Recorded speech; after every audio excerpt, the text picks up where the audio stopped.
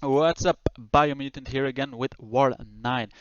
Noxious Smoke is facing Universal Stars. After the loss against Apoco, a Master Tier alliance, we now faced a Plat 1 alliance, but still a very tough matchup, of course.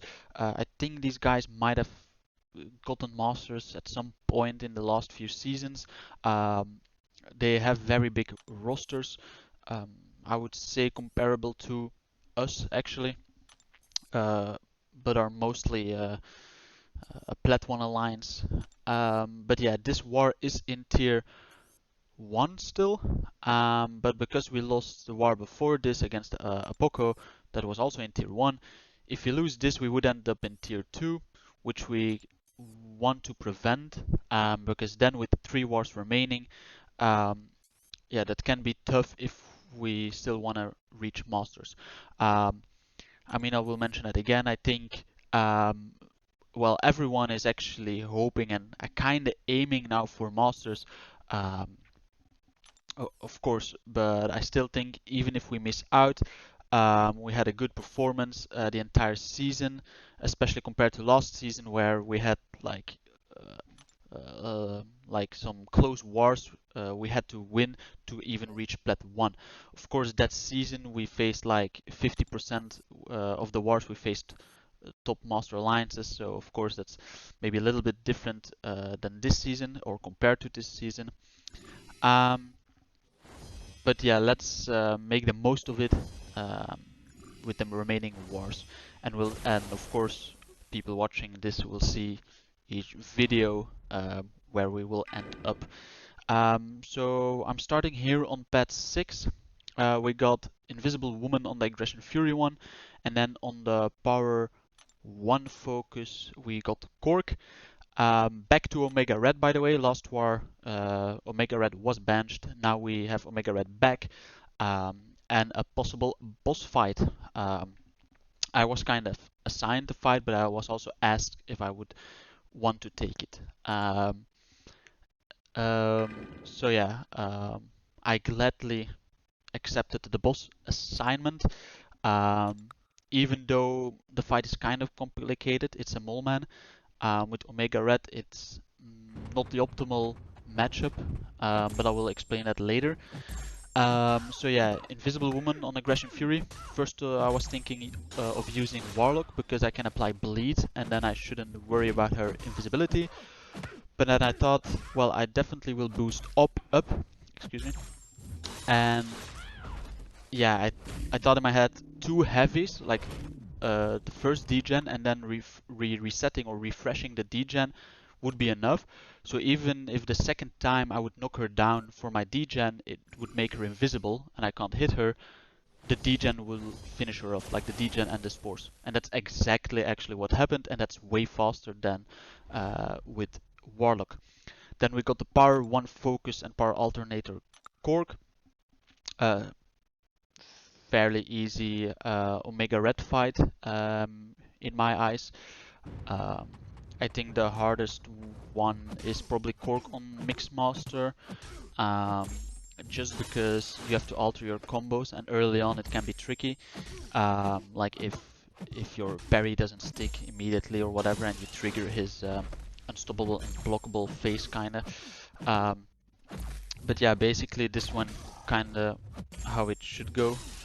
You build up your spores, you put on that degen, and here was an example of getting those 30 spores up. Of course, with Sabertooth synergy, uh, that's very possible, but I don't think in most wars I actually did get up to 30 spores. Um, but yeah, locking the spores twice, and it was done so. Then here, I Hulk on the encroaching stun one, same fight as last war. So now I had in mind that he would um, get like the heal twice, or like the his immortal phase twice, um, assuming that it's, of course, it's the war right after this, so that it was still bugged. Um, and here I thought, yeah, why not actually use some power tech boost so I can spam the SP2s. And then here I thought, last war I used an SP1 first to um, uh, to not get stunned from encroaching stun. So here I used an SP1 start boost. I was checking if I was still recording. Just so my first special would be an SP2. I'm using then a power tech boost, so I would be able to kind of spam the SP2s. So as you can see here, it's quite a normal fight. The only thing here now is that I will be having my SP2 ready to throw before the encroaching stun timer is there. So what I'm doing is just parrying a little, not hitting him much because I don't want him to suddenly throw his special 1 while the encroaching stun timer triggers. So I waited a little bit, and he's running willpower, so it was also draining power from my infection being up. And as you see, like I spammed 3 SP2s, and it was over. I used yeah, I didn't use the power tech boost where you get power back. I used the damage one actually. I wasn't actually sure, but yeah, in terms of damage, this one was way faster. I still threw his special 1 because of the encroaching stun timer. And as you can see, he did have like his unblockable phase twice, with the regen just about to trigger without me having an infection up, but I actually did get just about an intercept off to get that infection up before he got the regen off. I didn't see how many stacks he had, so yeah. And yeah, this is the day after, right, from let's say European time zone. So I did the eye hook fight in the morning, or maybe it was noon, whatever. But yeah, I boosted for that so I could do my Pet 9 Section 2 fights as well. And these are actually like classic Omega Red fights. Again, here you don't want to parry, even though compared to Note 53, this is not, well, this is stun reflect, but he gets actually a stun shield, meaning it goes on cooldown after 12 seconds, I think it is. But of course, at the beginning, you don't want to reparry because it's not on cooldown. But even after it goes on cooldown, you don't want to parry because it's one eye open. So every time you parry, all the degen you take is returned. And with some champions, that doesn't matter too much, or like you can still parry and you won't take any damage. But with Omega Red, if I parry, all that spore, like that ticking damage, will get on me. And again, this one went very smooth. 17 hits. Not a lot of. That's why I love Omega Red. It's not a lot of special baiting. It's not a lot of hits you have to do. You don't give the opponent much power, etc. And still you are damaging the opponent. Just in that fight, because it's kind of muscle memory to reparry, but I've done plenty of fights now where I don't reparry. Well, I try not to, even though I did get reparried this war. Shit. Anyways, the Ting fight first. This one is a little bit harder than Killmonger for Omega Red. Again, here you can parry, but the thing is here you need to manage rock stacks. So I put the degen on, 23 spores. I immediately block so he doesn't throw his special 1 because I want to manage his rock stacks. Same thing here. He had 12. Here I did 1 hit because I want to actually refresh my my spores, or my degen I mean. And then 2 hits from the heavy would give him exactly 15 stacks. So now I'm baiting that special 2. I do it. And yeah, I counter that special with my heavy and the fight is done. If you did notice, the stun shield didn't come back. That's something I feel like happens a lot with Omega Red actually on that note. Very weird. Because I wasn't in assassin range, so there was no ability accuracy reduction preventing it from coming back. So it went off cooldown and then it never came back. Like the timer still showed that it was coming back and then it just disappeared. And yeah, here now I have 2 minis and a boss. This Thor Ragnarok was for either me or Chadi with his Apocalypse. But because I was the only one with Warlock for the fight after this Thor, I said like, yeah, let me take this Thor Ragnarok. Well, I have done the fight, so it shouldn't be a problem. but then yeah, I'm boosting for the boss as well, so he didn't need to, let's say, boost for one fight. And he also had to use an SP1 start boost with Apocalypse as well, or that would be the thing you want to do. So there was White Max pre-fight, doesn't do too much besides giving me a little bit more attack damage and I think ability accuracy. Um, I also thought he applied the Horseman synergy already on this because I'm taking the balls, even though it doesn't do much for Omega Red. Um, it was I thought it was on it. It would still help me with the unstoppable if I would get hit, etc. So here the fight actually very early went very well compared to the one I did unboosted back in one of the earlier wars. Because here, instead of me trying to and here, yes, that's what I mentioned back there. Like before the Ting fight is, I did re-parry accidentally. And not only did he a combo, he also did the SP2, but yeah, I'm fully boosted and he didn't do a lot of damage. Maybe if Thor gets buffed eventually, I won't be able to take those hits, because maybe he will actually hit harder than a wet noodle. But yeah, compared to that unboosted one where I tried to counter the heavy, like mid his heavy, I just backed off in the to the wall immediately to get more spores up. And that's also basically the plan against Mole Man, but I will talk about that during the fight. It's actually a very long fight, so there I can go more in depth to it.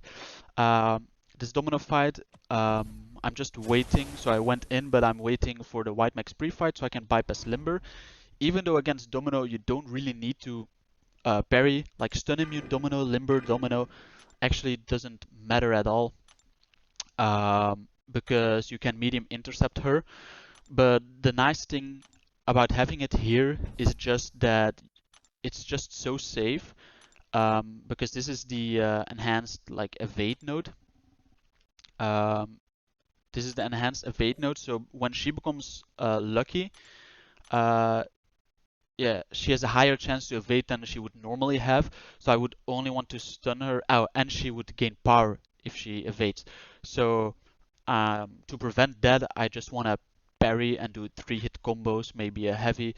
Well, I don't think I heavied against her because she can shrug the bleed and then also get power. So it's just very safe. Yeah, and I was just checking my boost because I had that 3-minute boost still on. Even though, yeah, it wasn't really necessary against her. Would have loved to have it still, but actually it doesn't matter at all. Because it was still the SP1 start, right? Which is just... was it the SP1 start? I'm not 100% sure. So here I was typing something into Discord about the Horseman pre-fight, that it wasn't on, because I saw that I got hit and I didn't become unstoppable. But yeah, this fight with Warlock, did I use? Oh yeah, I think I did use a regen boost, because at this stage, yeah, I mentioned at the start this was an important war. Well, at this stage actually the war was not winnable anymore. We had 15 deaths. No, we had 13 deaths. Wait, no, we were equal on deaths, but we still had fights left. So yeah, but we still wanted to go for the draw, because of course if they don't get points, because if we draw, we both lose. But it's just, it's better for them also to not get points. Of course, in the leaderboard rankings, which makes fully sense. Some guys were also already saying in our chat, or in the war chat from the Universal Stars, that if we both lose, or if we draw, we both lose. So and you guys already lost, right? Because we couldn't win anymore. They technically could still have won. But yeah, I think they don't understand the concept of the ranking and the leaderboard, where if they get points, they would go ahead more than us, etc. And that could, in the end, if it's lost war, maybe it doesn't matter. But if it's the this was War 10, so this was War 9, so it does matter. Yeah, and about this domino fight, I could have used a tech boost here as well. Actually, that was something I was thinking of later on to be more safe. But yeah, I played the fight very safe. I didn't dex any special because honestly there was no need to. I didn't. So in my opinion, you have no reason to dex specials if you know that you can take the block damage, and you don't need to use him, your champion, for another fight. Because me losing health there is not bad at all. I did use a regen boost to block a little, like to regen a bit of the block damage slash crit fail damage or whatever, but it was more for this fight, because here the game plan was to turtle up in the corner, a little bit like you do against Thor Ragnarok. You turtle up in the corner, you get as many spores up, and then you lock it with your degen. Now, at the start he played kind of weird, the AI, like Moleman himself. And here I can reparry to reduce incoming block damage, which I do quite a lot. Or I think during the fight it can be that I actually not blocking quite a lot. But yeah, here you see him like block. It's like he's blocking constantly. It's like he's a new Howard the Duck with his mash mechanic. Or he's thinking that this is a coward node. And then yeah, I tried to bait him coming at me, and then he did random heavies. So now my bleed is off and I'm in the corner and I can only lock 10 spores, which is still good, but of course, because I'm running suicides and I have that bleed up, and you saw against other fights, like the damage is when you have 20 spores up. And I knew this from the beginning that I wanted to get as many spores up at the start while my bleed is still on, because his specials, like the space it creates, makes it so my spores will fall off, as well as his heavy, because his heavy is not counterable with my heavy. My heavy won't connect if I try to heavy after his heavy. But yeah, like here you see he has 0 spores on him. Now here I did, in general this fight I played very bad. Even at the start, when he heavied in the corner, at times I didn't heavy myself for some reason. Maybe I was kinda like a little bit of the adrenaline, but in a bad way, where I was like trying to be as careful as possible to not get hit. But yeah, as you can see, here is an example. You have 10 spores, you have the degen, but then you have the beta special, and basically the degen will fall off. If you do your heavy, the degen will fall off from pushing him back. And if he has a special as well, the spores will also fall off. And as I mentioned, sorry if I am mixing the degen and the spores, but basically I had 10 spores up, I had the degen up, but every time I'm baiting a special or dexing the special or whatever, my spores fall off. The only way to stop that is of course to lock those spores with the degen, which I need to do from countering the special, as you can see here. But at that stage, my my spores fell off. So every time, and here's an example, I'm at 10 spores, the degen is just to fall off. I bait the special, all the spores fall off. So basically I have 1 second where I have 10 spores plus the degen on, right? But yeah, besides that, because I'm like talking about how bad I played or how not an optimal match this is for Omega Red, like I was asked, and I said yes, I want to do it, right? Because I knew that Omega Red could do it. But I was hoping to be able to lock the spores more. Now there is a way to lock the spores more by by dashing in to him when he like during his special, a little bit like the Void Special 1, trick, where you like he does the first animation of his SP1, you dash that, you go in, and then you can dash back the second part from close by to counter it. It's a little bit the same, but in duels, it's the first time I ever did that, or I knew about it actually. So during duels, It didn't really work out, so I wasn't planning on doing that. But knowing that I was boosted and everything, I knew with regular hits actually I would be able to finish the fight. Now, with that being said, then actually this fight could have been done with any champ. For example, let's take a Hyperion. Because yeah, first of all, because it's stun immune, him having a chance to shrug your parry, well, doesn't matter if he's stun immune. Him being able to, or him having the chance to shrug other debuffs, of course, does matter if your damage output relies a lot on debuffs.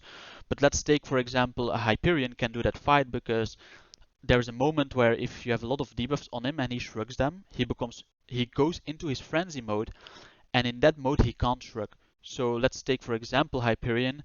You can actually yeah, first if you want some furies, you can also turtle up in the corner, counter his heavy with a heavy, get some furies. But you can actually spam SP1s, so he goes into frenzy mode, and then also spam SP1s, or SP2 for the armor break and the incinerates that does stick then because he's in frenzy. I'm not sure if Hyperion is a perfect example, but yeah, basically you can do the fight with anyone. Preferably with an extra large champion though. I think probably Kingpin will be one of the better ones, because I think um, first of all he's also an extra large champion, but he's actually quite a lot of damage, and he can knock down Mole Man. So if you would do too much damage, let's say to trigger a protect, let's say, you can still get rid of the protect stacks by knocking him down instead of intercepting. But yeah, that's an example.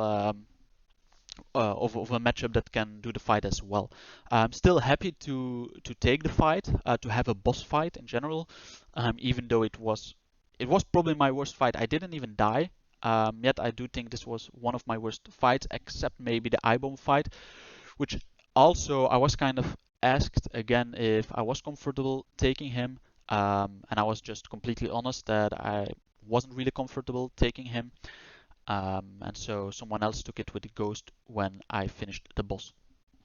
But unfortunately, we did lose the war. It was very close. Well, I said we couldn't win anymore, but it was also not a draw. Let's say that. So this does drop us into tier 2 for war 10, where we do face a master alliance that actually has been masters for every single season.